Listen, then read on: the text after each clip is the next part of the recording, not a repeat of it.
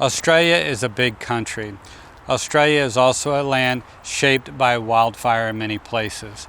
Join me as we travel around this great country, meeting people and talking with them, and together their stories will come together and help us better explain Australia's complex relationships with wildfire. Welcome to Talking Wildfire Australia, my friends.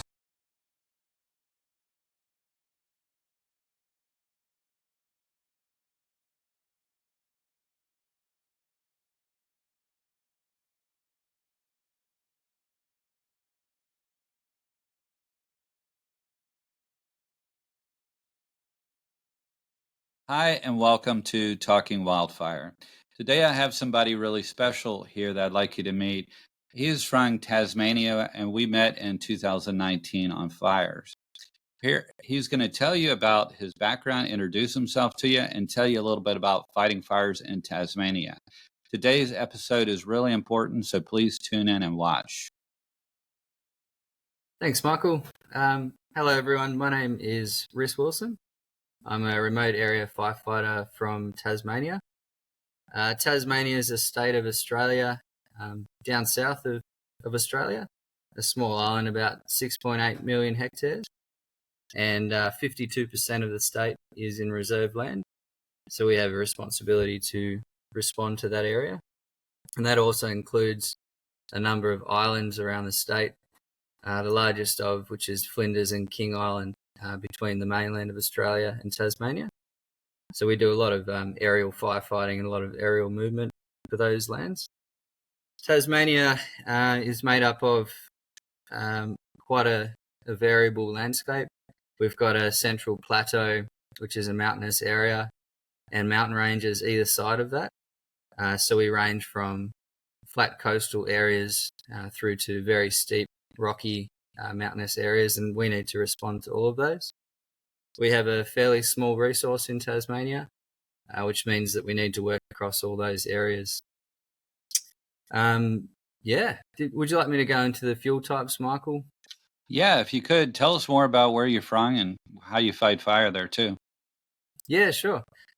So I started working in fire as a volunteer firefighter and as a trainee forest officer. A lot of people call that technical forester or forester. I studied and then really enjoyed the forestry subject, so followed a career into being a forester. And then after there, did some more study and then moved into being a forest ranger or a parks ranger. And now I work full-time in a fire crew supervisor with parks. During that time, I also was a volunteer with the Tasmania Fire Service, and those three agencies, Sustainable Timber Tasmania, the Tasmania Fire Service, and the Parks and Wildlife Service, are the three fire response agencies in Tasmania, and that includes fuel management, so a lot of burning for all three of those organisations. As I said, the topography particularly means that, and the soil types mean we've got quite a variable fuel system. We move from our coastal heathland, which is our fine flashy fuels, through to generally what we call dry sclerophyll or dry eucalypt forest, which is a sort of dry prickly with fine fuels in the understory and eucalypt trees. That's sort of on our mid-range slopes, although that varies, but we'll keep moving. And then we've got a wet forest type or wet sclerophyll forest, which is our generally larger eucalypts, sometimes up to 100 metres tall, which is where we met Michael down on the west coast. And that generally can have a thick understory, sometimes a rainforest understory, as that's encroaching, and then also pure rainforest. Lots of man ferns and Jurassic-looking forests with large myrtles and other specialist species.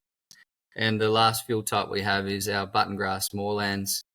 A huge amount of Tasmania is covered in buttongrass, and certainly a huge amount of land that we manage. And that's the most flammable fuel type, being classified as one of the most flammable fuel types in the world. Lots of fine fuels, and the makeup and the gases that are given off when it burns make it a very volatile fuel. And it's got many layers of what we call thatch. So it can burn across the top and then one day, and the next day it can burn back the other way again. And underneath those thick layers of thatch is a very thick organic material, peat, for lack of a better word. So we do a lot of peat firefighting as well. And between those fuel types I explained, you can see all 5 of those within a kilometre in some areas. So very variable.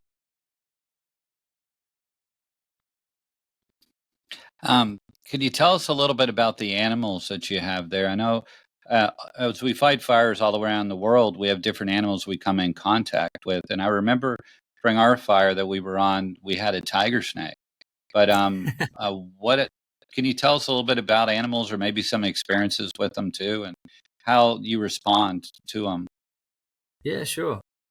So yeah, our snakes, we've got 3 snakes here that we see. The tiger snake, the lowland copper snake, and the white-lipped whip snake. All 3 of those are deadly, and all 3 of them are a similar management. Our snakes very, very rarely get aggressive. Sometimes for about 3 or 4 weeks of the year, generally in their mating season around December, they can get a little bit aggressive. And the tiger snakes particularly can bark almost like a dog and come towards you, which is a bit intimidating, but it's very rare that they are that aggressive. Generally, we will see them every week out on the trails or in the bush, and generally they'll hear us coming and they'll move away. So we like to make a lot of noise, but we'll just move around, walk away from them. Sometimes you can tap the ground and give them an escape route. I think when they get cornered is generally when they'll strike, and generally they don't have a viper-like tooth. They excrete their venom on the outside of the tooth. So we're always wearing either pants or gaiters, and the principle is that most of the venoms actually ends up on the clothing if you are struck. And there's one anti-venom that the hospitals carry for all 3 snakes, so we don't need to identify the snake, catch the snake. We do get hit, it's just a matter of mobilising and getting to the hospital. Apart from that, we've got lots of beautiful species out there. Tasmania being an island meant we haven't had much predation in that lower level of the forest canopy. So we've got lots of beautiful birds, some threatened species. The Tassie devil is a classic. Most people know that from the Walt Disney cartoon, and they're on the rebound now, which is fantastic. They're not very aggressive at all. They really only go after injured live animals, but generally they eat carrion. So they can sound and look very nasty, but they're not. They're very scared generally. Unfortunately, we lost our Tassie tiger many years ago with colonisation, so we don't have that predator kicking around, but lots of beautiful mammals and other bird species that we see all the time. Very, very biodiverse. As a firefighter, if I was to be, like, say I was an international firefighter coming to work in Tasmania, could you tell us a little bit about the weather patterns that we could see on a fire, or unique things about a fire that could help us be safer or understand what's happening around us? Sure.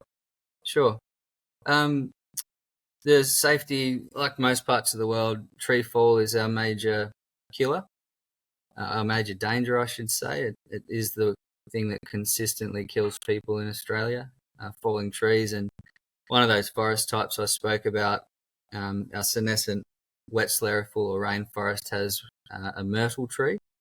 The myrtle tree is it's also found in South America when Gondwana was linked.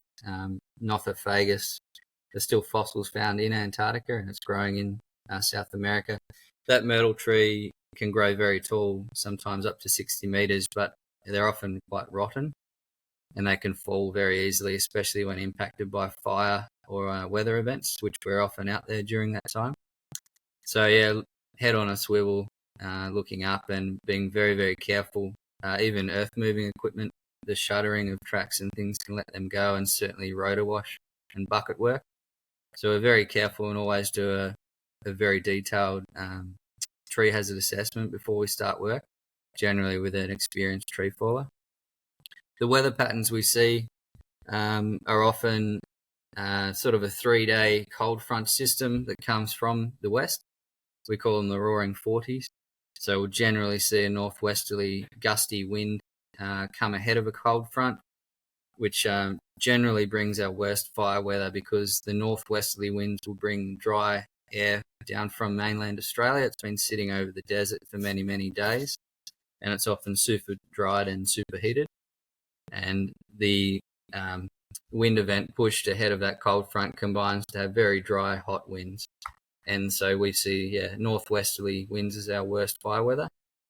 Fortunately, generally behind those cold fronts is a moist system of air and precipitation, but not all the time, and certainly not in summer.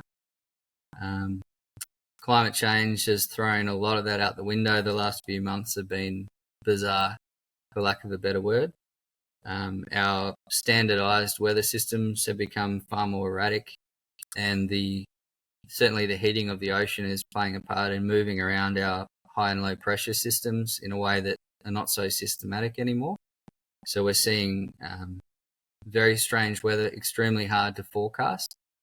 And I suppose one of the biggest issues we're facing is our ignitions from dry lightning. In the last 10 years, I believe the stats, wouldn't like to quote poor maths, but there's over 1,000% more dry lightning stats in the last decade alone. That's been recorded. John Marsden Smedley's been doing a lot of study on that area. So we're seeing much more lightning, but also lightning without precipitation following or during. So dry lightning events. And that's kicked off huge fires in Tasmania, the ones where I met you, Michael, where we're talking hundreds of ignitions in one event. And given we've only got a small amount of resources to chase those fires and triage, that puts huge pressures on us. Only last week, we had a lightning event that kicked off 3 known fires on reserve land, one of which we had a winch crew drop in and put out that stag, which got going. So that was a good success story, and the program had just started up for the year. But that's becoming our new norm, to follow these lightning events, track them with new technologies, both satellite and aircraft, and then mitigate them very quickly with a heavy and fast rate of attack. If there's a fire on the islands like King Island or Flinders Island, is the weather patterns pretty much the same, or is there greater chance of wind swaps or something because they're an island? What happens out there? Yeah, definitely. So being an island, they certainly dry out faster, and they are more influenced by, we generally get a sea breeze in Tasmania, which comes from the northeast and east, depending on where you are. And that will come in at approximately 2 p.m. in the afternoon. And that's a fairly standard thing as the land heats up. Similar to other countries in the world, we generally don't see a land breeze develop. And the other one we have is our katabatic winds. So because of that large central plateau mountainous area, we have a lot of cold air drainage. So it's quite common that we might fight a fire with a prevailing wind pushing up the hill during the day, and then during the night the fire will get pushed down the hill with the katabatic winds in the other direction, which makes things quite difficult. But certainly on the islands we get a more erratic wind, we get stronger winds, and the rain shadow effects are quite strong, particularly on Flinders Island. You can get 20 mils of rain on one side of the island and 0 rain on the other, but this island, we might be talking 10 kilometres apart. So that makes firefighting quite difficult. And we're using remotely deployed weather stations a lot more to manage and measure these microclimates on the fire ground, because our established weather stations generally around population centres don't represent what's going on in the field. Yeah. What could you tell us about fire behavior in initial attack and extended attack? What's the typical cycles of fire that you go through when you're on a fire here? Sure. So we are certainly trending more to a heavy weight of initial attack and a rapid attack. That's been shown through a huge investment in the last few years in our aircraft fleet. and also training up our winch attack crews and a few more remote area arduous hover exit crews. Generally in Tasmania, the initial response, we have a lot of volunteers, up to 4,000 on the books, that will respond in country areas initially. If it's on reserve land, we will certainly respond. We have 6 fire teams, 3 spread across the north of the state. These are 6-person teams, and 3 towards Hobart in the south of the state. So depending on where the fire is, that can take a long time to get there. We've mitigated that by, if we have a high fire danger forecast during that day, we'll stand up what we call a RACT crew, a rapid attack crew, which can be also the WAC crew, winch attack crew. And they're stood up at an airport location in a 4 or 5-person team, often with a chase vehicle with a trailer full of fire equipment. And when a call comes in, that aircraft will launch with the crew with a limited amount of gear: chainsaws, Pulaskis, Rayco, small pumps, and obviously the Bambi bucket. And they'll drop in and start work while the chase car follows them with other resources to sling in. And obviously then we call on more resources when we get eyes on the fire. Also the aircraft fleet, what they call the NAFSI fleet, the National Firefighting Fleet of 9. So we've got 4 fixed wings this year, and I think there's 7 rotary wing. They will deploy from the north and the south of the state, have air bases, and certainly get eyes on the fire. We've got what we call a SIG, Specialist Intelligence Gathering Aircraft, with a large infrared camera, and that will generate a situational awareness for managers to deploy more resources. So yeah, rapid wave of attack is what we're really focusing on in Tasmania. The results are in. It's pretty obvious. If we can knock down these fires before they get large, obviously it saves the taxpayer a lot of money. It saves us a lot of work. And with a limited amount of resources, we can't sustain those larger fires for a long period of time. After 1 or 2 5-day shifts, the state's fairly exhausted in its resource. So we need to knock these fires out small, keep them contained, and then move on to the next fire, which will start tomorrow. So that's our new model.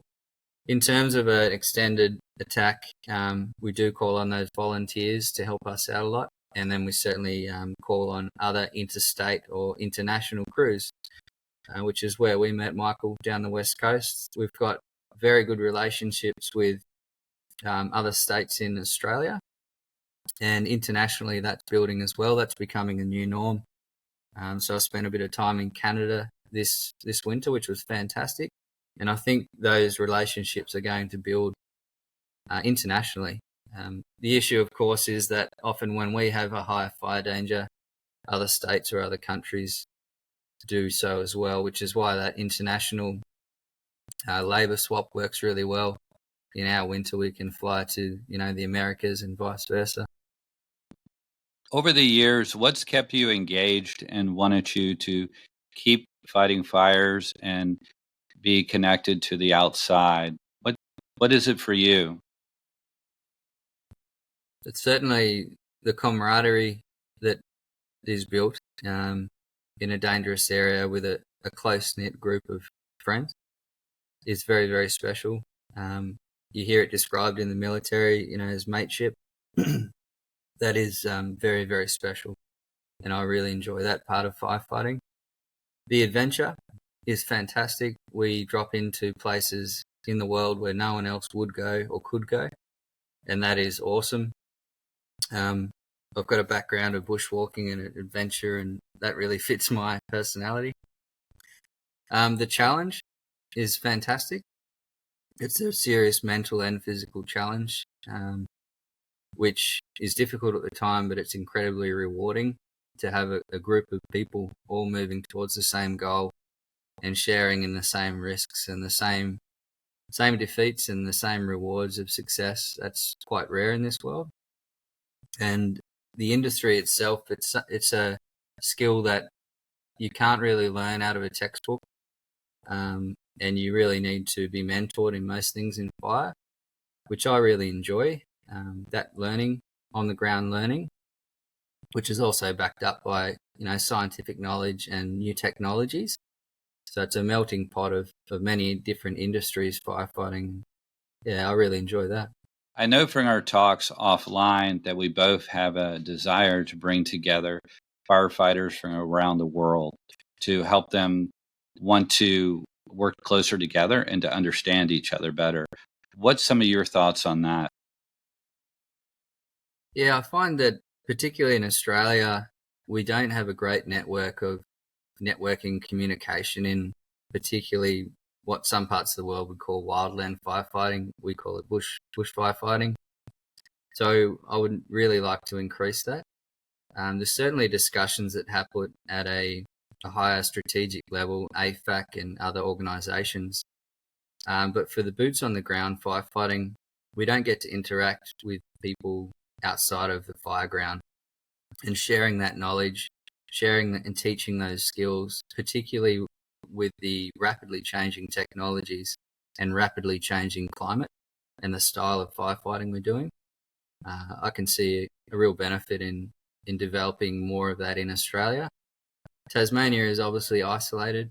We are an island state, so it's even more difficult for our firefighters to get out and communicate with other firefighters who are facing the same challenges and have some fantastic ideas around the world. And being in Canada, I saw all the same questions and all the same fantastic answers in just getting a bunch of firefighters from multiple parts of the world and putting them in one area. And the conversations over the dinner table or breakfast were fantastic. And that, I think our industry is really missing that. And those skills and knowledge that I'm talking about may not be skills-based firefighting, but they can also be, how do you mentally cope, when working away? What can we do to our families, or the other support services that I think a lot of industries, like, for example, paramedicine or military or police, they're having those conversations regularly, and it'd be great if we could build on that, I think. Well, that's great. Well, thank you for taking your time and talking to us today. Tasmania, I've found from my own personal experiences, fascinating. And we appreciate your time and thank you. And hopefully in the future, we can talk to you about some more other subjects about Tasmanian firefighting. Thank you. Fantastic. Thanks for having me on, Michael. Thank you very much. We're doing this for all of you. If you like what we're doing, please give us a thumbs up, hit the subscribe button, and leave a comment below. See you next time.